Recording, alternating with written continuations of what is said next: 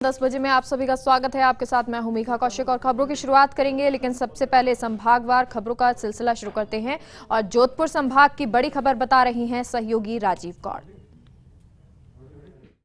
Corona virus काल में प्रदेश के मुख्यमंत्री अशोक गहलोत लगातार कोशिश कर रहे हैं कि दवाओं की कमी नहीं हो, इंजेक्शन की कमी नहीं हो, वैक्सीन और टेस्टिंग का काम अच्छे से चले।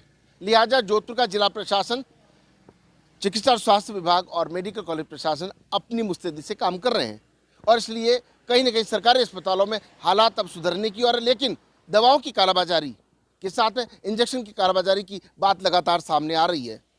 अस्पतालों में जहाँ चिकित्सकों की टीम मुस्तैदी से काम कर रही है, वहीं जो वीकेंड आज खत्म हुआ है उसको लेकर के भी जिस तरीके से पुलिस प्रशासन ने मुस्तैदी बरती है, कल से नई गाइडलाइन होगी और नई गाइडलाइन से लोगों को चलना होगा। कोरोना से बचाव ही उपचार है, बार बार मुख्यमंत्री कहते रहे हैं। जिस तरीके से सोशल डिस्टेंसिंग के अलावा मास्क लगाने के लेकर के संदेश देते रहे और अब जब वैक्सीनेशन एक तरह से 18 साल के बाद के हर व्यक्ति के लिए फ्री कर दिया है, तो उससे भी एक नया मैसेज, एक अनूठा संदेश गया है। जोधपुर में भी जिस तरीके से इसका स्वागत किया जा रहा है, कुल मिलाकर कहा जा सकता है कि कोरोना की लड़ाई लड़ने के लिए जनता को भी साथ देना होगा। पुलिस प्रशासन अपनी ओर से पूरी कोशिश कर रहा है, लेकिन कहीं ना कहीं जो लोग कानून तोड़ते हैं उनके चालान काटे जा रहे हैं, मगर खतरा उनको भी कोरोना होने का है। लिहाजा लोगों को समझना होगा कि जब मुख्यमंत्री गंभीर है, सरकार गंभीर है, जिला प्रशासन गंभीर है, चिकित्सक गंभीर है, तो आखिर ये कानून तोड़ने वाले गंभीर क्यों नहीं है? कोरोना से उनको भी नुकसान हो सकता है। रुक करते हैं बीकानेर संभाग का और यहाँ की बड़ी खबर बता रहे हैं सहयोगी लक्ष्मण राघव। बीकानेर में भी कोरोना तेजी से बढ़ रहा है। आज 923 कोरोना पॉजिटिव मरीज रिपोर्ट हुए, तो वहीं 6 मरीजों ने कोरोना के चलते दम भी तोड़ा। प्रशासन प्रयास कर रहा है कोविड प्रबंधन में कोई दिक्कत ना हो। जिला कलेक्टर नमित मेहता और एसपी प्रीति चंद्रा ने वीडियो कॉन्फ्रेंस के जरिए उपखंड अधिकारियों से बातचीत की और निर्देशित भी किया। तो वहीं कलेक्टर नमित मेहता और एसपी प्रीति चंद्रा ने सिटी राउंड भी लिया। एसपी प्रीति चंद्रा ने वायरलेस पर भी आज स्ट्रिक्ट आदेश देते हुए कहा कि कर्फ्यू के दौरान लोग बेवजह सड़कों पर ना घूमें, ये सुनिश्चित किया जाए और यदि कोई दिक्कत है तो उसे बताया जाए। साथ ही साथ उन्होंने कहा कि यदि ऐसा फिर भी पाया गया तो संबंधित एसएचओ की जवाबदेही होगी। कुल मिलाकर प्रशासन की कोशिश यही है कि कैसे भी कोरोना एडवाइजरी की पूर्णतया पालना हो। लेकिन इस बीच खबरें ये भी आ रही है कि ऑक्सीजन वितरण में कोऑर्डिनेशन लेवल पर दिक्कतें हो रही हैं।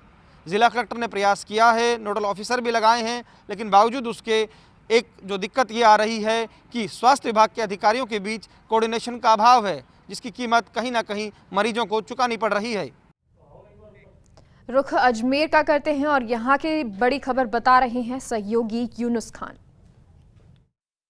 अजमेर संभाग के अंदर कोरोना की दूसरी लहर घातक होती जा रही है। वहीं देखें तो अजमेर, भीलवाड़ा, टोंक और नागौर में कोरोना के नए संक्रमित मरीज सामने आ रहे हैं, तो वहीं अस्पतालों में बेड फुल होते जा रहे हैं। साथ ही जिला प्रशासन ऑक्सीजन की उपलब्धता को लेकर लगातार चिंतन और बेड का दौर शुरू है। कोविड-19 के लिए आयोजित जिला स्तरीय बैठक में जिला कलेक्टर डॉक्टर जितेंद्र कुमार सोनी ने कहा कि जिले भर में कोविड-19 के रोगी और उनके परिजनों के बीच जिस तरह भय का माहौल नजर आ रहा है, उससे निजात पाने के लिए अस्पताल और प्रशासनिक अधिकारियों को ऐसा माहौल तैयार करना चाहिए।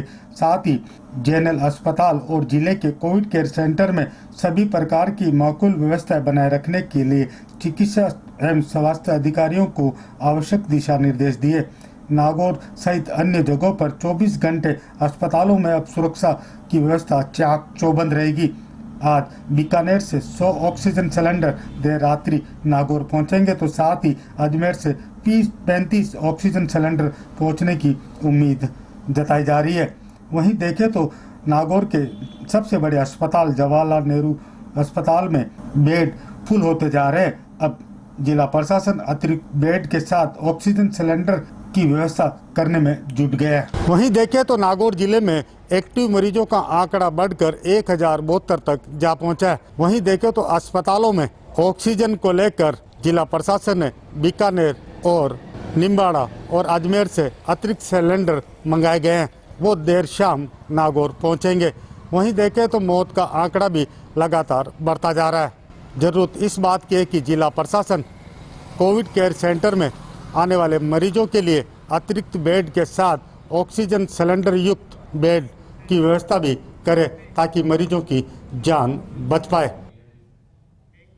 और अब रुक करते हैं जयपुर संभाग का और यहाँ की बड़ी खबर बता रहे हैं सहयोगी विकास शर्मा। प्रदेश में आज कोरोना के बढ़ते प्रकोप के बीच दो राहत भरी खबरें आई। एक और जहां पर मुख्यमंत्री अशोक गहलोत ने 18 से 45 साल के उम्र के लोगों के लिए वैक्सीन जो है वो फ्री कर दिया, वहीं दूसरी ओर जो कोविड मरीज हैं उनके लिए ऑनलाइन बेड चेक करने की सुविधा भी जारी की। राजस्थान के अंदर लगातार कोरोना के मामले बढ़ रहे हैं। इन बढ़ते मामलों के बीच में वैक्सीन को लेकर राजनीति जो है चल रही थी, लेकिन उसका आज पटाक्षेप हो गया। मुख्यमंत्री अशोक गहलोत ने शाम को एक ट्वीट करके जानकारी दी कि प्रदेश भर में 18 से 45 साल की उम्र के जो करीब 3.25 करोड़ लाभार्थी है उनको राजस्थान सरकार फ्री में वैक्सीन लगाएगी। इसके लिए राजस्थान सरकार को कुल 3,000 करोड़ का जो बजट है वो रखा है। इसके साथ ही ये भी निर्देश दिए कि ये जो वैक्सीन है इसके लिए केंद्र को आदेश जारी किया गया है। इसके साथ ही देर शाम इस बारे में जानकारी मिली कि राजस्थान सरकार ने वैक्सीनेशन अभियान को तेजी देने के लिए कुल 3 करोड़ 75 लाख के आसपास वैक्सीन का ऑर्डर भी जारी कर दिया। वहीं दूसरी ओर एक दूसरी खबर अच्छी ये भी सामने आई कि प्रदेश भर में कोरोना के मरीजों के लिए ऑनलाइन ट्रैकिंग सिस्टम बेड की व्यवस्था लागू की गई है, जिसके तहत अब मरीज अपने घर बैठे ये मालूम कर सकते हैं कि पूरे प्रदेश भर में जो अस्पताल है, जिलावार जो अस्पताल है, उनमें बेडों की स्थिति क्या है और उनको किस अस्पताल के अंदर बेड उपलब्ध हो पाएगा।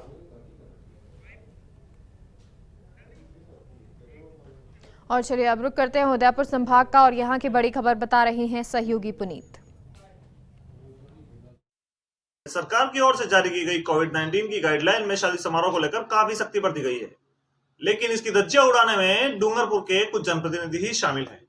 मामला है डूंगरपुर के 84 विधानसभा से जुड़े विधायक राजकुमार रौत की शादी का, जहां आज उनकी बारात बिलड़ी पहुंची तो बड़ी संख्या में बाराती और गराती दोनों शामिल हुए।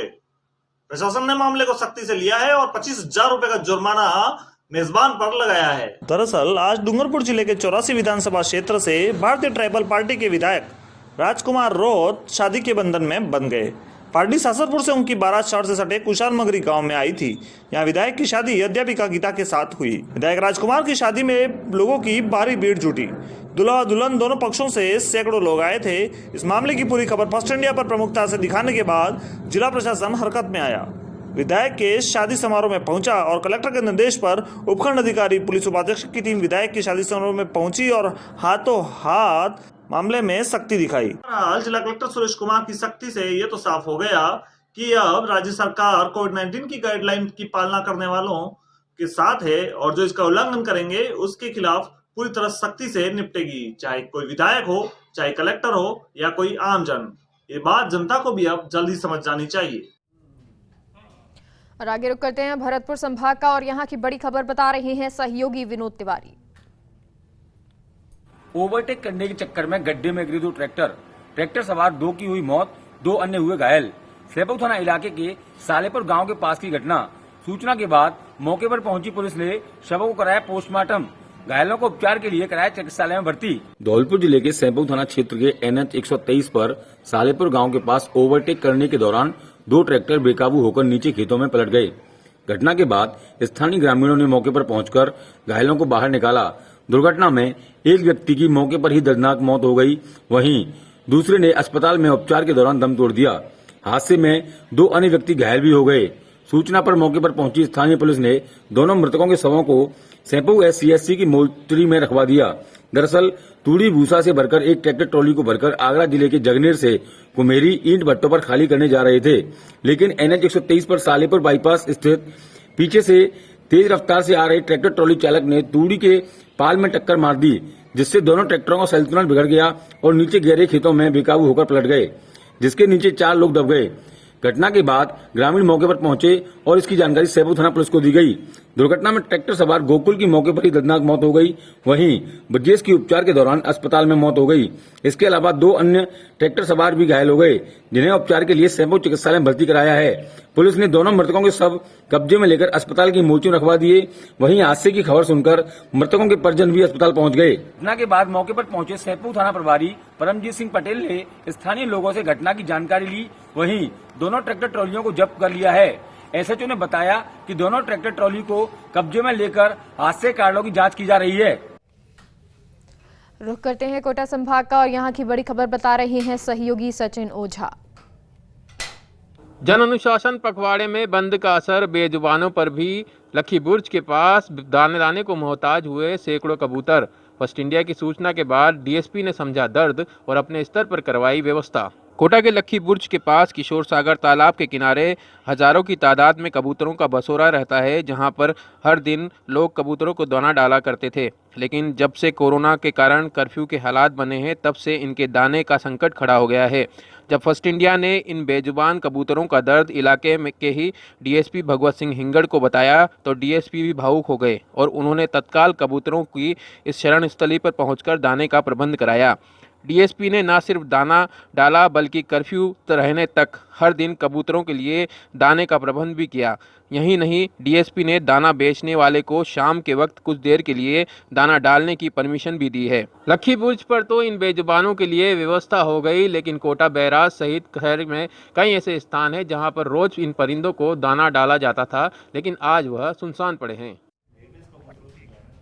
आगे बढ़ते हैं। मुख्य सचेतक डॉक्टर महेश जोशी का कहना है कि संवेदनशील मुख्यमंत्री अशोक गहलोत ने प्रदेश के युवाओं के हित में कदम उठाया है और प्रदेश में 18 से ज्यादा उम्र के युवाओं को फ्री वैक्सीन लगाने का ऐलान किया है। इसके साथ ही जोशी ने केंद्र सरकार पर भी जमकर हमला बोला। उन्होंने कहा कि सीएम गहलोत केंद्र से कई बार free remdesivir injection, free vaccine, oxygen की उचित आपूर्ति की मांग कर चुके हैं, मगर केंद्र सरकार ने इन मांगों को गंभीरता से नहीं लिया और अब संवेदनशील गहलोत सरकार ने 18 से ज्यादा उम्र के लोगों को फ्री वैक्सीनेशन का ऐलान कर युवाओं के हित में कदम उठाया है। जी के प्रति आभार व्यक्त करता हूं।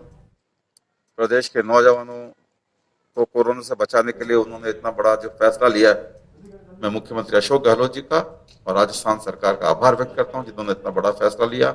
इन विपरीत परिस्थितियों के बावजूद जिस तरीके से कोरोना को लेकर लगातार सचेत हैं, प्रयासरत हैं, सक्रिय हैं और नो मास्क नो मूवमेंट का जो उन्होंने नारा दिया, प्रदेश की जनता माननीय गहलोत साहब के इस नारे को साकार करेगी और राजस्थान में कोरोना को हराएगी। मुख्यमंत्री अशोक गहलोत ने 18 से ज्यादा उम्र के लोगों के फ्री वैक्सीनेशन का ऐलान किया है। सीएम के इस फैसले का मंत्री टीकाराम जूली ने भी स्वागत किया। उन्होंने कहा कि सीएम गहलोत ने राज्य के लोगों के स्वास्थ्य को देखते हुए ये संवेदनशील फैसला लिया है। अब 18 से 45 साल के लोगों का फ्री वैक्सीनेशन हो सकेगा। देश के यशस्वी मुख्यमंत्री अशोक जी गहलोत साहब को धन्यवाद देता हूं कि उन्होंने युवाओं को ध्यान में रखते हुए युवाओं की वैक्सीन को फ्री किया है। एक तरफ भारत सरकार है जो बजट के अंदर वैक्सीन फ्री लगाने की बात करती है और बाद में राज्य सरकारों से पैसा मांगती है, युवाओं से पैसा मांगती है, और दूसरी तरफ अशोक गहलोत जी है जिन्होंने कल वीसी के अंदर इस बात को प्रधानमंत्री जी के सामने रखा और उनको लगा कि प्रधानमंत्री जी इस पर कोई निर्णय लेने वाले नहीं है, तो राजस्थान सरकार ने अगले दिन फैसला करके युवाओं को फ्री वैक्सीन लगाने का जो निर्णय लिया है, इसके लिए मैं आदरणीय अशोक जी गहलोत साहब को बहुत बहुत धन्यवाद देता हूं। और ये कहना चाहूंगा कि पहला टीकाकरण अभियान है देश के अंदर जिसके अंदर भारत सरकार पैसे मांग रही है। आज तक जितने भी टीकाकरण हुए हैं उसके अंदर केंद्र सरकार ने हमेशा इसका बजट दिया है। आगे बढ़ते हैं।